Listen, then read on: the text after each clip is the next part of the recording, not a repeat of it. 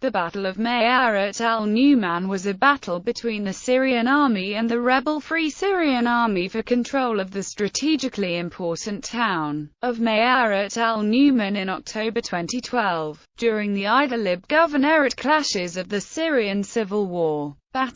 Rebel offensive. On 8 October, the rebels launched an offensive to capture the town of Maarrat al-Numan, which holds a strategic position next to the M5 highway, a key route which government reinforcements from Damascus would need to use in order to enter the battle in Aleppo. The city had already been captured once before by the rebels, on 10 June, but was recaptured by the military in August. During the evening, the Air Force started conducting airstrikes against the town in an attempt to stop the rebel attack. By the next day, rebels seized 8 of the military checkpoints around Maarrat al-Numan, leaving only one under government control at the entrance to the town. The rebels set up a headquarters in the town's Mosaic Museum, which was previously occupied by government troops. During the takeover, the rebels captured a government detention facility at the Arabic Cultural Center. As they entered the facility, a landmine explosion killed 16 rebel fighters. At the center, they reportedly found the corpses of 25 detainees, including 2 defecting soldiers, according to the opposition activist group SOHR. Later, a rebel media official said the number of executed people found was 65, with 50 of them being defecting soldiers, according to an activist.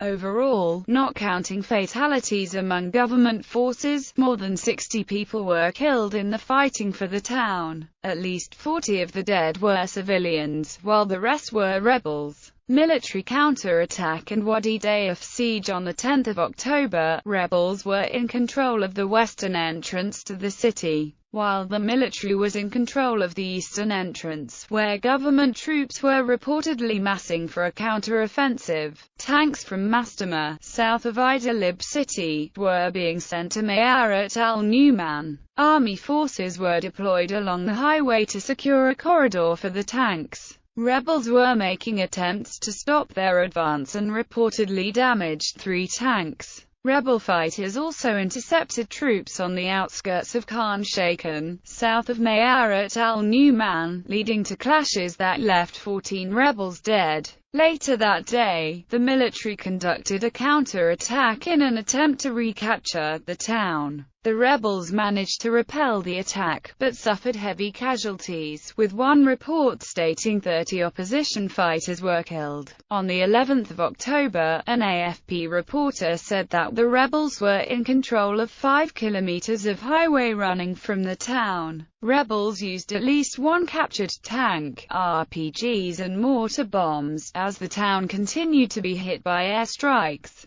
On 12 October, 12 rebels were killed in a series of airstrikes south of the town. On 13 October, the rebels renewed their assault on the Wadi Dayaf military base, east of Maarrat al-Numan. Air Force jets bombed the attacking rebels, leaving 22 fighters wounded. The town was being heavily shelled and hit with airstrikes as the military made attempts to retake Maarrat al-Numan. One of the primary targets of the strikes was an underground emergency field hospital. Later during the day, the rebels managed to halt a 40-vehicle military column advancing on the town, which included 10 tanks. The vehicles were stopped 10 kilometers south of Maarrat al-Numan. Aftermath. The battle was seen as a strategic victory for opposition forces. The capture of the town cut one of the main land supply routes for government troops fighting in Aleppo. Although